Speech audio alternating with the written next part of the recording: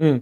ਅੱਛਾ, ਵਿਜ਼ਟਰ ਵੀਜ਼ੇ ਤੇ ਆ ਕੇ ਜਿਹੜੇ ਲੋਕ ਕੇਸ ਅਪਲਾਈ ਕਰ ਦਿੰਦੇ ਸੀ ਅਸਾਈਲਮ ਦੇ ਜਾਂ ਉਹ ਚੀਜ਼ਾਂ ਜਿਨ੍ਹਾਂ ਨੇ ਪਿਛਲੇ 2 ਸਾਲਾਂ ਦੇ ਵਿੱਚ ਵੀ ਜਿਹੜੇ ਉਹ ਕੀਤੇ ਹੋਣਗੇ ਜਾਂ ਪਹਿਲੋਂ ਵੀ ਜਿਹੜੇ ਉਹ ਕੀਤੇ ਹੋਣਗੇ, ਉਹਨਾਂ ਦੇ ਕੇਸਾਂ ਦੀ ਕੀ ਸਿਚੁਏਸ਼ਨ ਬਣ ਸਕਦੀ? ਜਿਹਨਾਂ ਨੇ 2 ਸਾਲ ਤੋਂ ਪਹਿਲਾਂ ਕੀਤੇ ਆ? ਹਾਂਜੀ, ਦੋਨਾਂ ਦਾ ਹੀ ਦੱਸ ਦਿਓ, ਜਿਹੜਾ 2 ਸਾਲ ਦੇ 2 ਵਿੱਚ-ਵਿੱਚ ਸਾਲ ਤੋਂ ਪਹਿਲਾਂ ਵਾਲੇ ਉਹ ਐਕਸਪੀਡਾਈਟ ਰਿਮੂਵਲ 'ਚ ਨਹੀਂ ਆ ਸਕਦੇ, ਉਹਨਾਂ ਦੇ ਉੱਦਾਂ ਹੀ ਸਿਸਟਮ ਚੱਲੂਗੇ। ਠੀਕ ਹੈ, ਤੇ ਜਿਹੜੇ 2 ਸਾਲ ਦੇ ਵਿੱਚ-ਵਿੱਚ ਉਹਨਾਂ ਦੇ ਆ ਸਕਦੇ ਆ। ਜੀ। ਠੀਕ ਹੈ। ਤੇ ਇਹ ਵੀ ਜਿਹੜੀਆਂ ਕੁਛ ਚੀਜ਼ਾਂ ਟੱਡੀ ਟਿਕਿਆਂ ਨਾਲ ਜੀ ਪਤਾ ਲੱਗ ਰਿਹਾ ਆ ਬੌਂਡ-ਬੂੰਡ ਵਗੈਰਾ ਹੁਣ ਪੈਂਦੇ ਆ, ਨਹੀਂ ਪੈਂਦੇ, ਕੀ ਸਿਚੁਏਸ਼ਨ ਆ ਉਸ ਚੀਜ਼ ਦੀ? ਇਸ ਵੇਲੇ ਤਾਂ ਭਾਜੀ ਬੰਦਾ ਜਿਹੜਾ ਜ਼ੀਰੋ ਹੀ ਹੋ ਗਿਆ, ਆ ਹੀ ਨਹੀਂ ਰਿਹਾ ਕੋਈ। ਉੱਥੇ ਹੈ ਹੀ ਨਹੀਂ ਹੈ ਹਾਂਜੀ, ਹਾਂਜੀ। ਚਿੜੀ ਵੀ ਪਰ ਨਹੀਂ ਮਾਰਦੀ ਹੈ ਇਸ ਟਾਈਮ ਤਾਂ ਉੱਥੇ। ਹਾਂਜੀ, ਹਾਂਜੀ। ਠੀਕ ਆ। ਕਈ ਆਪਣੇ ਹਾਂਜੀ, ਮੈਂ ਜਿੱਦਾਂ ਦੱਸਿਆ ਨਾ ਇਹ ਤੁਹਾਨੂੰ ਮੈਂ ਦੱਸਦਾ ਮਤਲਬ ਲਾਈਵ ਤੁਹਾਨੂੰ ਸਿਨੈਰੀਓ ਦੱਸਦਾ। ਹੁਣ ਹਾਂ, ਨਾਲ ਜਿੱਦਾਂ ਟਿਕਟੋਕ ਦਾ ਲਾਈਵ ਫੀਡ ਚੱਲ ਰਿਹਾ। ਹਾਂਜੀ, ਉਹਦੇ ਵਿੱਚ ਇੱਕ ਅੱਧੀ ਦੁਖੀ ਆਤਮਾ ਹੁੰਦੀ ਹੈ, ਇਹਨਾਂ ਦਾ ਨਾਮ ਹੀ ਮੈਂ ਦੁਖੀ ਆਤਮਾ ਪਾਇਆ। ਠੀਕ ਆ। ਉਹ ਦੁਖੀ ਆਤਮਾ ਦਾ ਕੀ ਕੰਮ ਹੁੰਦਾ? ਉਹਦਾ ਆਪਣਾ ਨਹੀਂ ਕੰਮ ਹੁੰਦਾ, ਉਹ ਹੁੰਦਾ ਮੇਰੇ ਦੋਸਤ ਨੂੰ ਏਦਾਂ ਕੀਤਾ ਹੈਗਾ, ਮੇਰੇ ਭਾਈ ਕੋ ਐਸਾ ਕਰ ਦਿਆ ਕਿ ਤੇ ਹੁਣ ਕੀ ਸੀਗਾ ਇਹਦੇ ਵਿੱਚ ਨਾ ਬਰੀਫਿੰਗਸ ਵਗੈਰਾ ਜਾਣੀਆਂ ਹੁੰਦੀਆਂ। ਸਾਡੀ ਐਡੀਸ਼ਨਲ ਫੀਸ ਹੁੰਦੀ ਸੀਗੀ ਕਿ ਬਰੀਫਿੰਗ ਜੇ ਕਿ ਐਡੀਸ਼ਨਲ ਆ ਗਿਆ ਆਰਕੇਕੇ ਉਹਦੀ ਐਡੀਸ਼ਨਲ ਫੀ। ਹੂੰ, ਹੂੰ। ਤਾਂ ਇਹਨਾਂ ਨੇ ਰੌਲਾ ਜਿਹਾ ਵਿਵਾਦ ਸ਼ੁਰੂ ਕਰਤਾ ਕਿ ਲੈ ਯਾਰ ਐਡੀਸ਼ਨਲ ਕਿਉਂ ਮੇਰੇ ਤੋਂ ਚਾਰਜ ਕਰ ਲਏ। ਲੈ ਭਾਈ ਹੁਣ ਰਹਿ ਕੇ ਵੀ ਤਾਂ ਤੂੰ ਆਇਆ ਨਾ, ਫੈਲਨੀ ਜੇ ਲਵਾਈ ਆ ਉਹ ਵੀ ਤੂੰ ਲਵਾਈ ਆ। ਜੇ ਤੂੰ ਕੇਸ ਨੂੰ ਹੁਣ ਕੋਈ ਕੰਪਲਿਕੇਟ ਕਰ ਦਊਗਾ, ਜੇ ਬੰਦਾ ਕਵੇ ਕਿ ਇੱਕ ਪ੍ਰੋਜੈਕਟ ਆ ਉਹ ਪ੍ਰੋਜੈਕਟ ਵੱਡਾ ਹੋ ਜਾਊਗਾ ਤਾਂ ਆਬਵੀਅਸਲੀ ਉਹ 'ਚ ਐਡੀਸ਼ਨਲ ਬਰੀਫਿੰਗ ਜਿਹੜੀਆਂ ਆ ਜਾਂਦੀਆਂ। ਉਹਦੇ ਵਿੱਚ ਸੀਐਲਪੀ ਦੀ ਜਿਹੜਾ ਮੇਨ ਮੁੱਦਾ ਸੀਗਾ, ਉਹ ਹੁਣ ਬੰਦੇ ਡਾਇਰੈਕਟਲੀ ਪਹਿਲਾਂ ਉਹ ਸੁਣੀ ਸੁਣਾਈ ਤੇ ਆਂਦੇ ਆ ਕਿਸੇ ਤੋਂ, ਕੋਈ ਸੱਜਣ ਮਿੱਤਰ ਨੇ ਕਿਸੇ ਨੇ ਫੂਕ ਭਰਤੀ ਕਿ ਨਹੀਂ ਇਹ ਵਕੀਲ ਦੀ ਨਾ ਗੱਲ ਸੁਣ, ਏਦਾਂ ਵਾ ਜ਼ਿਆਦਾ ਪੈਸੇ ਮੰਗ ਰਿਹਾ। ਉਹ ਕੋਰਟ ਦੇ ਵਿੱਚ ਏਦਾਂ ਨਾ ਜਦੋਂ ਸਿੱਧਾ ਹੀ ਆ ਕਿ ਜਿਹਦੀ ਹੁੰਦੀ ਆ ਉਹਦਾ ਮੈਂ ਦੱਸ ਦਿੰਦਾ ਕਿ ਲੈ ਬਈ ਆਹ ਚੀਜ਼ ਹੈ, ਇਹਦੀ ਐਡੀਸ਼ਨਲ ਬਰੀਫਿੰਗ ਹੈ, ਏਦਾਂ ਸਰਕਾਰ ਇਹਦਾ ਮੁੱਦਾ ਨਹੀਂ ਛਿੜਿਆ, ਆਹ ਬੰਦੇ ਦਾ ਮੁੱਦਾ ਛਿੜਿਆ। ਉਹ ਬੰਦਾ ਫਿਰ ਮੈਨੂੰ ਆਫਿਸ 'ਚ ਆ ਕੇ ਕਹਿ ਰਿਹਾ ਯਾਰ ਮੈਂ ਨਾ ਰੂਮਮੇਟਾਂ ਨੇ ਕੰਨ ਭਰਤੇ ਮੇਰੇ, ਦਿਮਾਗ ਮੇਰਾ ਫਿਰ ਗਿਆ, ਮੈਂ ਗੱਲ ਨਹੀਂ ਮੰਨੀ ਤੁਹਾਡੀ। ਇਹ ਵਾਲੇ ਹਫਤੇ ਦੇ ਵਿੱਚ ਬੰਦੇ ਕਈ ਉਹਨਾਂ ਨੇ ਚੱਕੇ, 2 ਸਾਲ ਵਾਲੇ ਜਿਹੜੇ ਸੀਗੇ, ਕਿਸੇ ਦੀ ਅਪੀਲ ਸੀਗੀ, ਕਿਸੇ ਦਾ ਕੁਛ ਸੀਗਾ ਤੇ ਉਹਨਾਂ ਨਾਲ ਮਹੀਨੇ ਕੁ ਤੋਂ ਵਾਰਤਾਲਾਪ ਚੱਲ ਰਹੀ ਸੀਗੀ ਕਿ ਕਰਨਾ ਕਿ ਨਹੀਂ ਕਰਨਾ, ਕਰਨਾ ਕਿ ਨਹੀਂ ਕਰਨਾ। ਤੇ ਆਈਸ ਵਾਲੇ ਨੇ ਜਿੱਦਾਂ ਹੁਣ ਬੰਦਾ ਇੱਕ ਚੱਕਿਆ ਸੀਗਾ ਆਪਣਾ ਫਰਾਈਡੇ ਨੂੰ, ਇੱਕ ਥਰਸਡੇ ਨੂੰ। ਉਹਨੂੰ ਕਹਿੰਦੇ ਕਿ ਅੱਜ ਸੈਟਰਡੇ ਆ ਤੇ ਚੱਕ ਕੇ ਘੱਲ ਦੇਣਾ ਵਾਪਸ। ਹੂੰ, ਹੂੰ। ਅਨਲੈਸ ਤੇਰੀ ਜੋ ਵੀ ਜਿਹਨਾਂ ਦੇ ਵੀ ਜਿਹੜੇ ਕੇਸ ਆ ਉਹ ਇਨਫੈਕਟ ਹੈਗੇ ਆ। ਸੋ 4-5 ਬੰਦਿਆਂ ਦਾ ਤਾਂ ਕੇਸ ਫਾਈਲ ਕਰਨ ਤੋਂ ਬਾਅਦ ਮੈਨੂੰ ਅੱਜ ਪਤਾ ਲੱਗੂਗਾ ਕਿ ਉਹਨੂੰ ਰੋਕਣਾ ਵਾਪਸ ਉਹਨਾਂ ਨੂੰ ਕਿ ਉਹਨਾਂ ਨੇ ਭੇਜ ਦੇਣਾ। ਹੂੰ, ਹੂੰ, ਹੂੰ। ਕਈ ਉਹਨਾਂ ਦੇ ਵਿੱਚ ਬੰਦੇ ਏਦਾਂ ਦੇ ਹੈਗੇ, ਉਹਨਾਂ ਨਾਲ 3 ਕੁ ਮਹੀਨੇ ਹੋ ਗਏ ਸਾਨੂੰ, 4 ਕੁ ਮਹੀਨੇ ਗੱਲ ਕਰਦੇ ਕਿ ਅੱਜ ਕਰੂੰਗਾ, ਕੱਲ ਕਰੂੰਗਾ, ਪੇਮੈਂਟ ਨਹੀਂ ਇਕੱਠੀ ਹੋਈ, ਆਹ ਨਹੀਂ ਹੋਇਆ, ਉਹ ਨਹੀਂ ਹੋਇਆ ਤੇ ਹੁਣ ਰਾਤੋਂ ਰਾਤ ਫਿਰ ਭੱਜਣਾ ਪੈ ਜਾਂਦੀਆਂ। ਇੱਕ-ਇੱਕ ਦਿਨ ਦਾ ਟਾਈਮ ਉਹ ਦੇ ਰਹੇ ਆ। ਇੱਕ-ਇੱਕ ਦਿਨ ਦਾ ਲਿਟਰਲੀ ਟਾਈਮ ਦੇ ਰਹੇ ਆ। ਹੁਣ ਉਹਦੇ ਵਿੱਚ ਕੀ ਆ ਜਾਂਦਾ, ਫਰਾਈਡੇ ਨਾਈਟ ਨੂੰ ਹੁਣ ਜੇ ਸੈਟਰਡੇ ਨੂੰ ਭੇਜਣਾ, ਫਰਾਈਡੇ ਨਾਈਟ ਨੂੰ ਹੁਣ ਜੇ ਚੱਕ ਲਿਆ ਫਰਾਈਡੇ ਮਾਰਨਿੰਗ ਨੂੰ, ਕੰਮ ਕੌਣ ਕਰੂਗਾ ਰਾਤ ਨੂੰ? ਹੂੰ, ਬਹਿ ਹੂੰ, ਕੇ ਹੂੰ। 12 ਘੰਟੇ, ਕੋਈ 24 ਘੰਟੇ ਤਾਂ ਹੈ ਨਹੀਂ। ਉਦੋਂ ਕੀ ਹੁੰਦਾ ਕਿ ਫਿਰ ਉਦੋਂ ਇੱਕਦਮ ਹੀ ਗੱਲਾਂ ਬਹੁਤ ਵਧੀਆ ਲੱਗਣ ਲੱਗ ਪੈਂਦੀਆਂ ਇਮੀਗ੍ਰੇਸ਼ਨ ਦੀਆਂ, ਯਾਰ ਇੱਕ ਵਾਰੀ ਬਚਾ ਲਾ, ਇੱਕ ਵਾਰੀ ਕੱਢ ਦੇ ਇੱਥੋਂ ਦੀ, ਜੇਲ੍ਹ ਚੋਂ ਬਾਹਰ ਕਢਾ ਦੇ ਇੱਕ ਵਾਰੀ।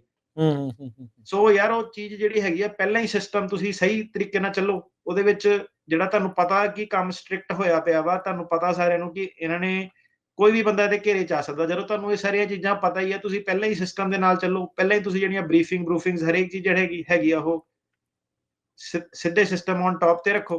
ਤੁਹਾਡੀ ਪ੍ਰਾਇਓਰਿਟੀ ਜਿਹੜੀ ਹੈਗੀ ਆ, ਆਉਂਦੇ ਹੀ ਪਹਿਲਾਂ ਇਮੀਗ੍ਰੇਸ਼ਨ ਹੋਣੀ ਚਾਹੀਦੀ ਹੈ। ਹੂੰ।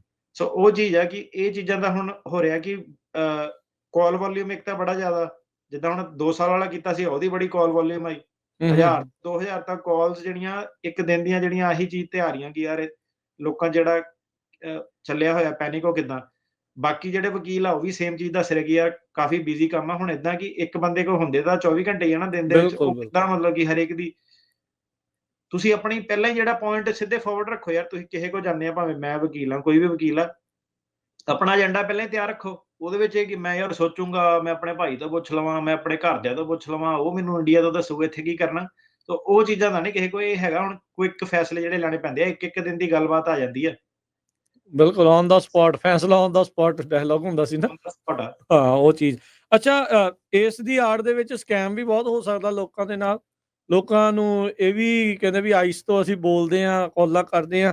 ਆਈਸ ਕਾਲ ਤਾਂ ਨਹੀਂ ਕਰਦੀ, ਉਹ ਆ ਕੇ ਤਾਂ ਫੜਦੀ ਹੋਈ ਹੋਣੀ ਆ। ਸਕੈਮ ਜਿਹੜੇ ਓਵਰਸੀਜ਼ ਵਾਲੇ ਜਿਹੜੇ ਸਕੈਮ ਆਰਟਿਸਟ ਹੁੰਦੇ ਆ, ਉਹ ਤਾਂ ਡਰਾਵੇ ਨਾਲ ਗਿਫਟ ਕਾਰਡ ਕੂਡ ਜੇ ਲੈ ਲੈਂਦੇ ਆ, ਉਹ ਤਾਂ ਕਈ ਵਾਰੀ ਮੈਨੂੰ ਪਤੰਦਰ ਤੇ ਭੇਜ ਦਿੰਦੇ ਆ। ਮੈਨੂੰ ਪਾਤਾ ਇੱਕ ਵਾਰੀ ਕਿ ਮੈਂ ਜੇ ਟੇਰਕਿਆਣਾ ਬੋਲਦਾ ਮੈਸੇਜ ਦੇ ਉੱਤੇ, ਤੁਹਾਨੂੰ ਹੀ ਕਹੀ ਜਾਂਦੇ? ਉਹਨੂੰ ਲੱਗਿਆ ਕਿ ਮੇਰੇ EMPLOYEE ਦਾ ਨੰਬਰ ਆ। ਅੱਛਾ। ਇੱਕ ਤੇ ਮੇਰਾ EMPLOYEE ਕਰਨ ਚੱਲਿਆ ਕਿ ਮੈਂ ਮੀਟਿੰਗ ਚ ਫਲਾਨਾ ਢਮਕਾਨਾ ਤੇ ਮੈਨੂੰ ਅਰਜੈਂਸੀ ਪੈ ਗਈ ਤੇ ਗੂਗਲ ਦੇ ਸਰਟੀਫਿਕੇਟ ਲਿਆ ਕੇ ਦੇ। ਹਾਂ। ਤੇ ਉਹ ਸਰੇਆਮ ਹੀ ਜਿੱਦਾਂ ਜ਼ੈਲੀ-ਜ਼ੂਲੀ, ਤੁਹਾਨੂੰ ਪਤਾ ਇੱਥੇ ਕਈ ਰੇਡੀਓ ਤੇ ਵੀ ਕਾਲ ਕਰਕੇ ਉਹਨੇ ਦੱਸਿਆ ਕਿ ਕਈ ਲੁੱਟ ਹੋਏ ਆ ਬੰਦੇ ਜਿਹੜੇ ਹਾਂਜੀ, ਆਪਣੇ ਹਾਂਜੀ, ਹਾਂਜੀ, ਬਿਲਕੁਲ। Fake account. ਤੁਸੀਂ ਦੇਖੋ ਮੇਰਾ ਨਾਮ ਪਾ ਕੇ ਟਿਕਟੌਕ ਦੇ ਕਿੰਨੇ ਸਾਰੇ ਉਹ ਆ, ਮਤਲਬ ਵੀਡੀਓ ਜਿਹੜੀ ਮੈਂ ਚਾੜੀ ਉਹਨੇ ਕਾਪੀ ਕਰਕੇ ਪਾ ਕਾਪੀ ਦੇਣੀ। ਹੁਣ ਕਰਕੇ ਦੱਸਣਾ ਔਖਾ ਕਿ ਅਸਲੀ ਕੌਣ ਆ। ਹੂੰ।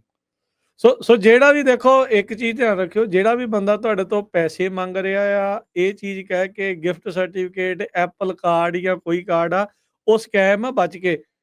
ਗੱਲ ਇਹ ਆ ਵੀ ਜਦੋਂ ਡਰ ਦਾ ਮਾਹੌਲ ਹੁੰਦਾ, ਉਦੋਂ ਇਹ ਸਕੈਮ ਆਰਟਿਸਟ ਬਹੁਤ ਜ਼ਿਆਦਾ ਪ੍ਰੇ ਕਰਦੇ ਆ। ਉਹਨਾਂ ਦੇ ਮੂੰਹ ਨੂੰ ਵੀ ਖੂਨ ਲੱਗਾ ਹੁੰਦਾ ਆ। ਤੁਸੀਂ ਜਿੱਦਾਂ ਫੈਸਲਾ ਔਨ ਦਾ ਸਪੌਟ ਵਾਲੀ ਗੱਲ ਆ ਨਾ, ਬੜੇ ਸ਼ਾਂਤ ਰਹਿ ਕੇ ਸਬਰ ਦੇ ਨਾਲ ਗੱਲ ਸੁਣ ਕੇ ਫਿਰ ਤੁਹਾਨੂੰ ਪਤਾ ਜਿਹੜਾ ਉਹ ਲੱਗਣਾ ਚਾਹੀਦਾ ਆ। ਸਕੈਮ ਬਹੁਤ ਤਰ੍ਹਾਂ ਦੇ ਜਿਹੜੇ ਉਹ ਚੱਲ ਰਹੇ ਆ। ਸੋ ਜਿਹੜਾ ਉਹ ਬਚ ਕੇ ਜਿਹੜਾ ਲੋਕੀ ਵੀ ਵੀ ਜਿਹੜੇ ਹੈਗੇ ਆ ਆਪਣਾ ਕਮੈਂਟਾਂ 'ਚ ਨਾ, ਆਹ ਮੇਰਾ ਨੰਬਰ ਹੈ ਤੇ ਮੈਨੂੰ ਕਾਲ ਕਰੋ। ਲੈ ਮੈਂ ਕਿਹਾ ਦੱਸ, VIP ਲੱਗਾ ਇੰਸਟਾਗ੍ਰਾਮ ਦਾ, ਕਾਲ ਕਰੋ। ਬਾਅਦ 'ਚ ਮੈਨੂੰ ਤਾਂ ਲੁੱਟ ਲਿਆ ਕਿਸੇ ਨੇ। ਹੁਣ ਮੈਂ ਕਿਹਾ ਨੰਬਰ ਆਪਣੇ ਜਾਂ ਫੋਨ ਨੰਬਰ ਛੱਡੋਗੇ ਉੱਥੇ, ਉਹ ਤਾਂ ਹੁਣ ਅੱਧੀ ਰਾਤ ਨੂੰ ਤੁਸੀਂ ਨੰਬਰ ਛੱਡਤਾ, ਮੈਂ ਥੋੜ੍ਹਾ ਨਾ ਉੱਠ ਕੇ ਡਿਲੀਟ ਕਰਨਾ। ਕਈਆਂ ਦੇ ਤਾਂ ਮੈਂ ਡਿਲੀਟ ਕਰਦਾ, ਉਹਨੂੰ ਕਹਿੰਦਾ ਮੈਂ ਕਿਹਾ ਯਾਰ ਆਪਣੀ ਤੁਸੀਂ ਨਾ ਇਹ ਫੋਨ ਨੰਬਰ ਵਗੈਰਾ ਕਰਿਆ ਇਨਫੋਰਮੇਸ਼ਨ ਕਰੋ। ਨਾ ਦਿਓ। ਉਹ ਹੁਣ ਸਾਨੂੰ ਵੀ ਫੋਲੋ ਕਰਦੇ ਆ, ਉਹ ਦੇਖ ਲੈਂਦੇ ਆ ਕਿ ਕਿਹੜਾ ਪਤੰਦਰ ਆਪਣਾ ਨੰਬਰ ਛੱਡੀ ਫਿਰਦਾ। ਫਿਰ ਉਹਨੂੰ ਉਹ ਕਰਕੇ ਆਹੀ ਭੇਜ-ਭੂਜ ਕੇ ਜਿੰਨਾ ਕੁ ਉਹਨਾਂ ਨੂੰ ਸਮਝ ਆ ਬੰਦਿਆਂ ਨੂੰ, ਤੇ ਉਹਨਾਂ ਨੂੰ ਕੋਈ ਨੀ ਹੋ ਜਾਊਗਾ ਕੰਮ। ਤੇ ਇਹ ਚੰਡੀਗੜ੍ਹ ਜ਼ਿਆਦਾਤਰ ਜਿੱਦਾਂ ਨਾ ਫਰੌਡ ਜਿਹੜੀਆਂ ਟੀਮਾਂ ਉੱਥੇ ਬੈਠੀਆਂ ਹੁੰਦੀਆਂ, ਇਹ ਜਿਹੜਾ ਲੁੱਟਾ ਜਿਹੜਾ ਲੋਕਾਂ ਨੂੰ ਜਿਹੜਾ ਚਾੜਦੇ ਆ, ਕਦੇ ਵੀ ਤੁਸੀਂ ਇਹ ਦੱਸੋ ਕਿ ਯਾਰ ਹੁਣ ਟਿਕਟੌਕ ਤੇ ਇੰਸਟਾਗ੍ਰਾਮ ਤੇ ਉੱਥੇ ਜਾ ਕੇ ਥੋੜ੍ਹਾ ਨਾ ਮੈਂ ਫੀ ਪੇਮੈਂਟਾਂ ਕਲੈਕਟ ਕਰਨੀਆਂ।